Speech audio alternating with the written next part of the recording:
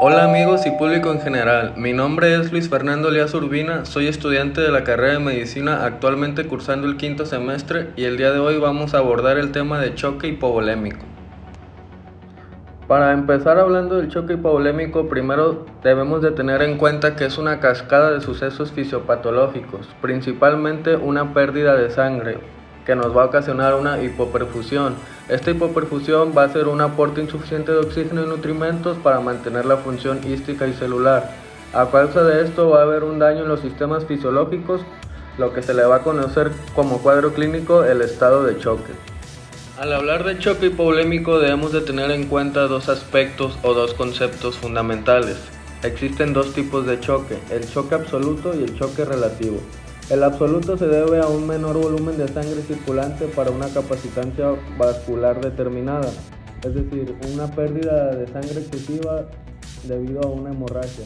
El choque relativo es la capacidad vascular expandida para un volumen de sangre determinado. Y hablando un poco de epidemiología, la importancia de este traumatismo es de que la principal causa de muerte entre personas de 1 a 44 años se debe a un choque hipovolémico, es decir, cualquier persona, cualquier grupo etario es susceptible a sufrir una hemorragia. Es por eso la importancia de este tema para determinar los distintos parámetros o los aspectos que el personal médico debe de ejercer. Pasando a la valoración del paciente en el estado de choque, es muy conocido que las intervenciones tempranas mejoran la mortalidad, mientras que los retrasos hacen que estas mismas intervenciones sean ineficaces. Aquí está en claro la importancia del actuar médico en momento clave como en este estado de choque, y es por eso que se debe tener en cuenta los parámetros a analizarse, principalmente el tipo de traumatismo, si es cerrado o penetrante, si es una hemorragia gastrointestinal, el ingreso hospitalario que documente la pérdida sustancial de sangre en la escena del accidente. También los antecedentes de pérdida masiva por heridas, hemorragias que el paciente haya sufrido en días atrás o en antecedentes.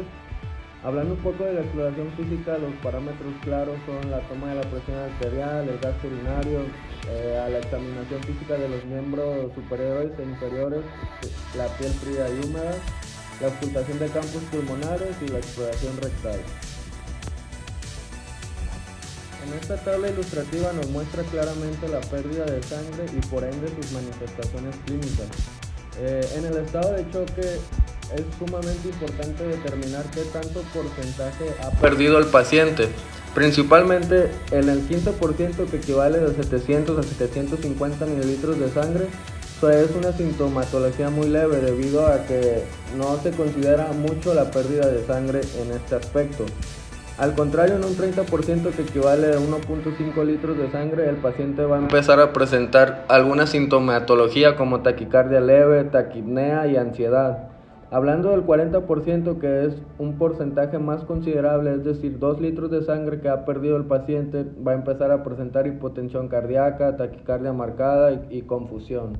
En el aspecto de los estudios de laboratorio, es importante o se debe de conocer los distintos parámetros que se deben pedir en un estado de choque, principalmente el lactato, las pruebas de función renal, enzimas cardíacas, una biometría hemática completa, los tiempos de troponina, el sedimento urinario, la gasometría arterial, el electrocardiograma y la presión venosa central. El electrocardiograma va a ser una valoración importante o principal para detectar la fisiología cardíaca. Aquí principalmente nos puede ayudar para determinar si existe una bradicardia de una arritmia taquicárdica que causa la reducción del dióxido de carbono, y por ende también se puede identificar un impacto del miocardio de la base del segmento FC. Ya pasando al tratamiento, si el algoritmo diagnóstico orienta hacia una hipotensión de bajo gasto cardíaco sin congestión cardíaca, se inicia el tratamiento inicial para el choque. Es decir, primero nos debemos de asegurar que exista una buena fisiología cardíaca en el paciente, que esté estable. Para determinar que está estable existen tres parámetros principales, que es la adecuada disponibilidad de oxígeno, una vía aérea permeable. La segunda es la difusión de oxígeno a la sangre, una buena respiración del paciente y por último la perfusión, que todo es asegurarnos que los tejidos o que las células estén en buen funcionamiento para que el paciente tenga un buen sistema fisiológico. Asegurándonos de eso ya podemos iniciar o preservar hacia el tratamiento. El tratamiento consiste pues con la reposición de líquidos con 2 accesos intravenosos. Estos accesos puestos con catéteres anchos y cortos en la fosa cubical, hablando anatómicamente.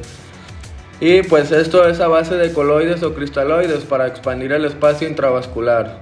También se utiliza un catéter arterial para guiar la fluidoterapia, toma de muestras y evaluación de la tensión arterial invasiva. Y otro de los tratamientos es la hemoglobina polimerarizada, que indica también o nos va a ayudar para el acceso venoso a estos líquidos.